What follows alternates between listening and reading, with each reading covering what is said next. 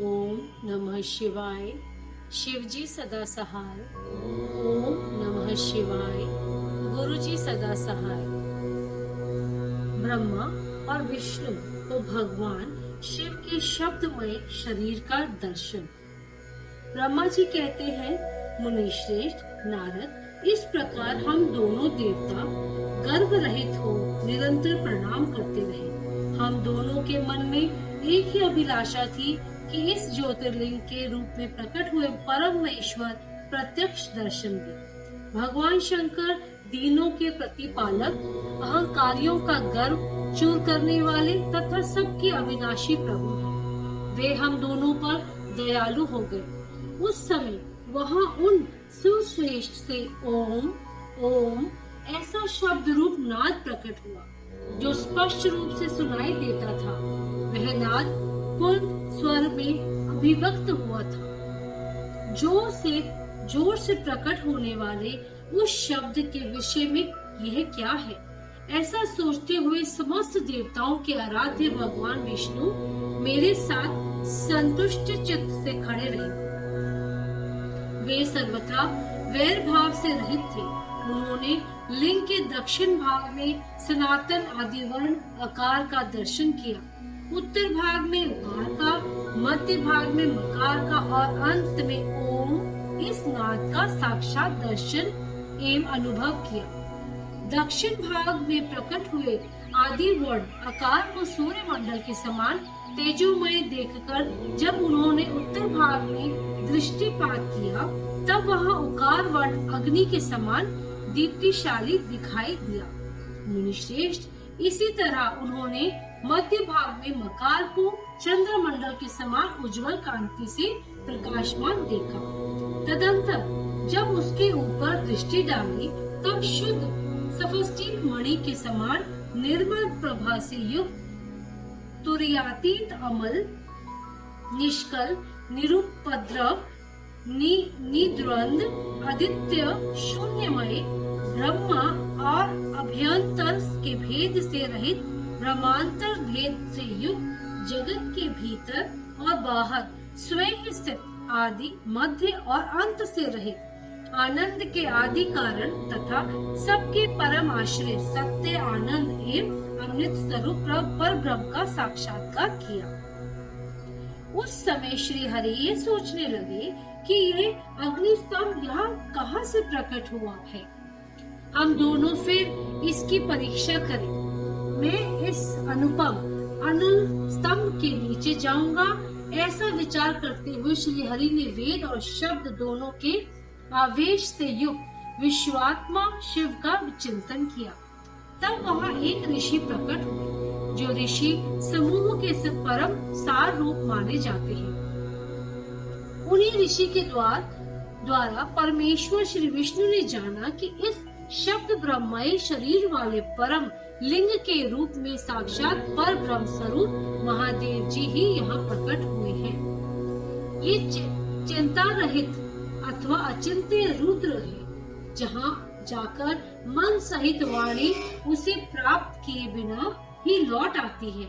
उस पर ब्रह्म परमात्मा शिव का वाचक एकाक्षर ही है।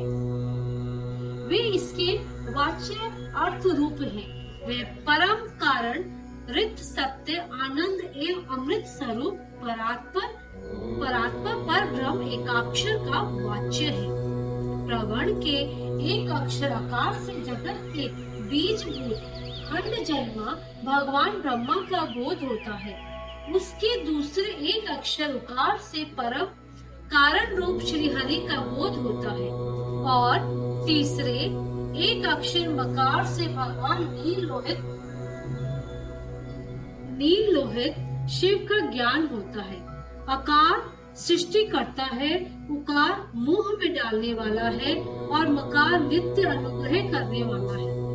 मकार बोध्य सर्वव्यापी शिव बीज मात्र के स्वामी है और अकार संज्ञक मुझ ब्रह्मा को बीज कहते हैं। उकार नामधारी श्री हरि योनि है। प्रधान और पुरुष के भी ईश्वर जो महेश्वर है, वे बीज और योनि भी है। उन्हीं को नाद कहा गया है। उनके भीतर सबका समावेश है। बीजी अपनी इच्छा से ही अपने बीज को अनेक रूपों में विभक्त करके स्थित है। इन बीजी भगवान महेश्वर के लिंग से आकार रूप बीज प्रकट हुआ, जो उकार रूप योनि में स्थापित होकर सब ओर बढ़ने लगा। वे स्वर्णमय अंड के रूप में ही बताने योग्य था। उसका और कोई विशेष लक्षण नहीं लक्षित होता था। वह दिव्य अंड अनेक वर्षों तक जल में ही स्थित रहा। तदंतर 1000 वर्ष के बाद उस अंड के 2 टुकड़े हो गए। जल में स्थित हुआ वह अंड अजन्मा ब्रह्मा जी की उत्पत्ति का स्थान था और साक्षात महेश्वर के आघात से ही फूटकर 2 भागों में बट गया था।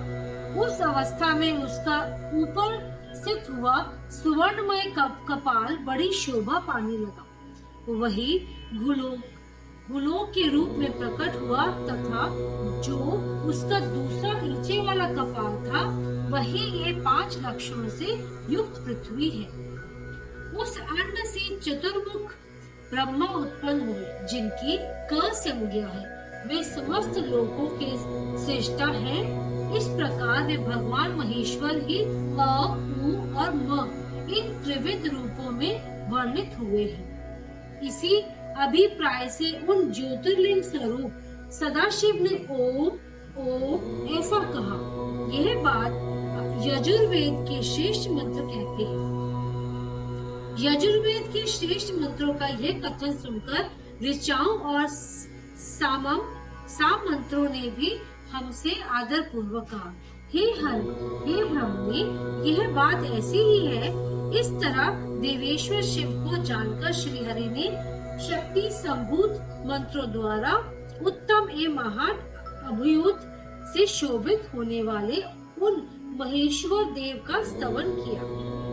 इसी बीच में मेरे साथ विश्व पालक भगवान विष्णु ने एक और भी अद्भुत एवं सुंदर रूप देखा। उन्हें वह रूप 5 मुखों और 10 भुजाओं से अलंकृत था। उसकी कांति कपूर के समान गौर थी। वे नाना प्रकार की छटाओं से छविवान भांति के आभूषणों से विभूषित था।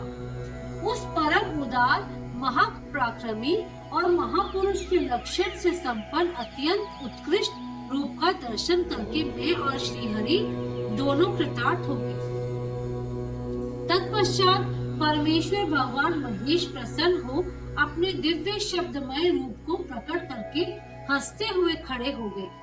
आकार उनका मस्तक और आकार ललाट है। इकार दाहिना और इकार बाह्या नेत्र है।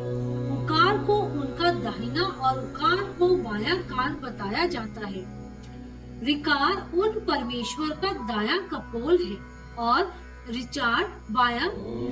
रि और रि ये उनके नासिक के दोनों छिद्र हैं।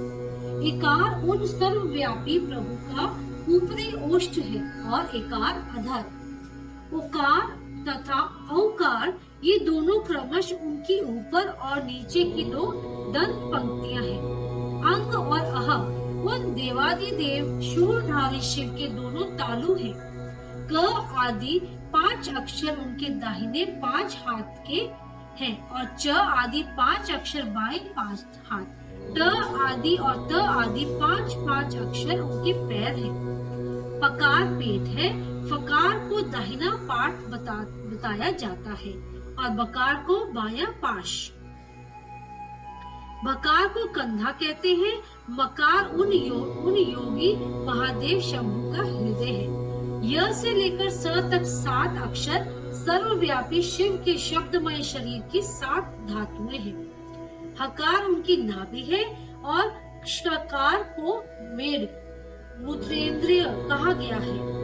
इस प्रकार निर्गुण एवं गुण स्वरूप परमात्मा के शब्दमय रूप को भगवती उमा के साथ देखकर मैं और श्री हरि दोनों कृतार्थ हो गए।